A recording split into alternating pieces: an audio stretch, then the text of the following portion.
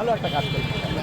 এই বুদ্ধিটা বের করেছেন এবং এটা যে একটা বাস্তবায়ন করলেন এটা, এবং আমরা চিন্তা করছিলাম যে এটা কি করবেন আপনারা, ফেলেই দিবেন নাকি, হ্যাঁ এত বড় ঐতিহ্যের একটা জিনিস নষ্ট হয়ে যাবে, কিন্তু এটা যেটা প্ল্যান করেছেন, পরিকল্পনা করেছেন, মাথা থেকে যে এত চমৎকার একটা বুদ্ধি বের হয়েছে, এটার জন্য আসলে আপনার সাধুবাদ দিতেই হয়, সাধুবাদ দিতেই হয়।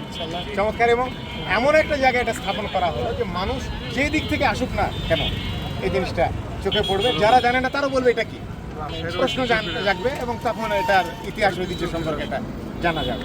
ধন্যবাদ সিটি কর্পোরেশনের সকলকে, বিশেষ করে ধন্যবাদ আপনাকে। আসলে আমাদের ঐতিহ্যকে আমরা সরাতেও চাই না, নষ্টও করতে চাই না।